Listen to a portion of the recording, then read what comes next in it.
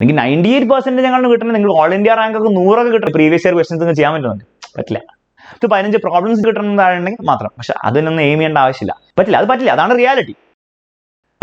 അപ്പം ടെക്സ്റ്റ് വായിക്കണോ അങ്ങനത്തെ കാര്യങ്ങൾ ചോദിക്കുന്നവർക്ക് നിങ്ങൾ ആകെ ചെയ്യേണ്ടത് ക്ലാസ് കാണാൻ മാത്രം ചെയ്യണം. നിങ്ങൾ ക്ലാസ് കാണാം. ഇപ്പൊ യൂണിറ്റ് മെഷർമെന്റ് ടെക്സ്റ്റ് വായിച്ചിട്ട് നിങ്ങൾക്ക് ഒന്നും കിട്ടാനില്ല. ലിറ്ററലി നിങ്ങൾക്ക് ഒരു കാര്യമില്ല. നിങ്ങൾ ആ ടെക്സ്റ്റ് ബുക്ക് വായിച്ചു നിങ്ങൾ ഈ ക്വസ്റ്റിനൊക്കെ ആൻസർ ചെയ്യാൻ പറ്റുമെന്ന് നിങ്ങൾക്ക് വിശ്വാസം ഉണ്ടാവില്ല ചിലർക്ക്, അല്ലെ? കാരണം ഈ ഫിസിക്സിൽ ചിലവർക്ക് അറിയും, യൂട്യൂബിലൊക്കെ NCERT ടെക്സ്റ്റ് ബുക്ക് വായിച്ചാൽ മതി, ഭയങ്കര കിട്ടും. ഒരു കുന്തം കിട്ടാൻ പോകുന്നില്ല. ഓക്കെ, ഒരു കുന്തം കിട്ടാൻ പോകുന്നില്ല.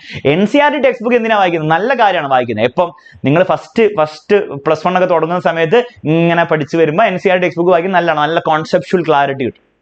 പക്ഷെ അതുകൊണ്ട് ക്വസ്റ്റ്യൻ ആൻസർ ചെയ്യാൻ പറ്റില്ല. That is a whole different thing.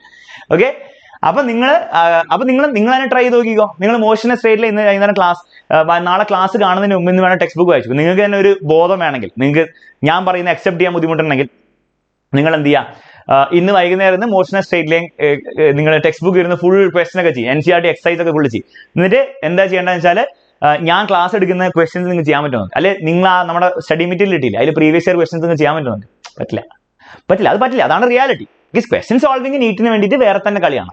Theory പഠിക്കാൻ NCERT നല്ലതാണ്. പക്ഷെ ഇനി ആ തിയറി പഠിക്കാനുള്ള സമയമൊന്നുമില്ല. ഇനി തിയറി നിങ്ങൾ എന്ത് ചെയ്യുക, ക്ലാസ്സിൽ നിന്ന് പഠിക്കുക. ക്ലാസ്സിൽ പറയുന്ന തിയറി മാത്രം പഠിച്ചാൽ മതി. NCERT 3 പേജിൽ എഴുതി വെച്ച കാര്യം നമ്മൾ ക്ലാസ്സിൽ 5 മിനിറ്റിൽ പറഞ്ഞുതരും.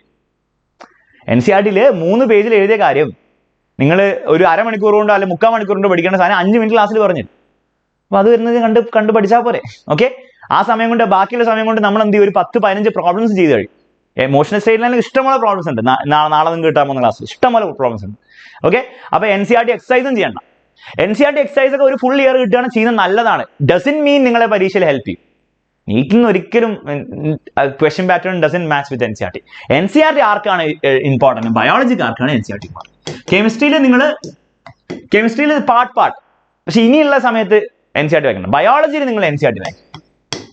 അപ്പൊ നിങ്ങൾ ക്ലാസ് കാണാൻ, നിങ്ങൾ NCERT വായിക്കാം. ക്ലാസ് NCERT ബേസ്ഡ് ആണ് ഒബ്വിയസ്ലി. പക്ഷെ ക്ലാസ് കാണാം, NCERT വായിക്കാം. NCERT മാത്രം വായിക്കുക. വേറെ എന്തെങ്കിലും ബുക്ക് നിങ്ങൾ റെഫർ ചെയ്യുന്നുണ്ടെങ്കിൽ നിങ്ങൾ തിയറിക്ക് വേണ്ടി വേറെ ഒരു ബുക്ക് റെഫർ ചെയ്യരുത്. NCERT മാത്രം. ഒരു കാര്യമില്ല നിങ്ങൾ വേറെ ഏത് ബുക്ക് റെഫർ ചെയ്ത്, ഒരു കാര്യമില്ല. ബിക്കോസ് 95 to 98% നീറ്റിൽ വയ്ക്കാൻ പോകുന്നത് NCERT മാത്രമാണ്. എത്രയോ വർഷങ്ങളായിട്ട്. നാളെ അടുത്ത വർഷം മാറ്റാനൊന്നും പോകുന്നില്ല അവർ കേട്ടോ. Okay, 95 to 98%. നിങ്ങൾക്ക് 98% ഞങ്ങൾ കിട്ടുന്നത് നിങ്ങൾ ഓൾ ഇന്ത്യ റാങ്ക് ഒക്കെ 100 കിട്ടുന്നതാണെങ്കിൽ മാത്രം. പക്ഷെ അതിനൊന്നും എയിം ചെയ്യേണ്ട ആവശ്യമില്ല. നിങ്ങൾക്ക് നല്ല മെഡിക്കൽ കോളേജിൽ എയിംസിൽ കിട്ടണമെങ്കിലും നിങ്ങൾക്ക് നിങ്ങളുടെ ഡ്രീം മെഡിക്കൽ കോളേജിൽ കിട്ടണം, അതിന്റെ ആവശ്യമില്ല കേട്ടോ. ഓക്കെ, അപ്പം ഇതെന്താണ് വായിക്കുക. ഫിസിക്സിൽ നിങ്ങൾ ക്ലാസ് കാണാം, നിങ്ങൾ ടെസ്റ്റ് അറ്റൻഡ് ചെയ്യുക, മാക്സിമം പ്രീവിയസ് ഇയർ പ്രാക്ടീസ് ചെയ്യുക. പ്രീവിയസ് ഇയർ മാക്സിമം പ്രാക്ടീസ് ചെയ്യുക. അതിന്റെ പുറമേ നിന്ന് കുറെ പ്രാക്ടീസും ചെയ്യണം. കാരണം അത്രയും സമയമില്ലെന്ന് നിങ്ങൾക്ക്.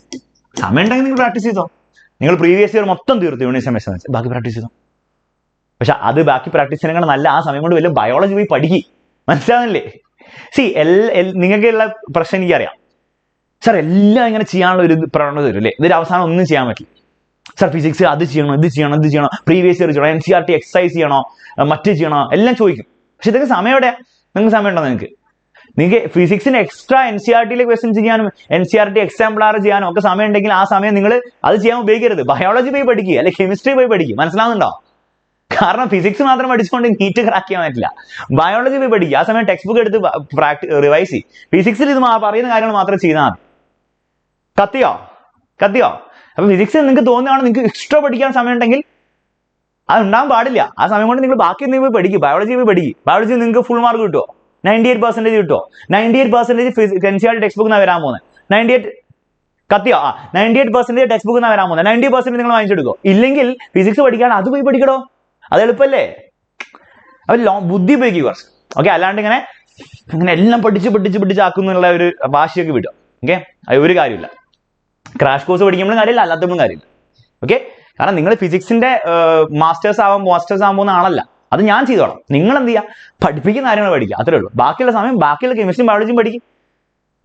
അപ്പൊ എപ്പോഴും നിങ്ങൾ സ്വയം ചോദിക്കേണ്ട ചോദ്യം, ഫിസിക്സ് നിങ്ങൾ പഠിക്കാനുള്ള പഠിച്ചു കഴിഞ്ഞാൽ പ്രീവിയസ് ഇയർ ക്വസ്റ്റൻസ് പ്രാക്ടീസ് ചെയ്യുക മാക്സിമം. അത്രയും നിങ്ങൾ ചെയ്ത് വെക്കുക, അത്രയും മതി.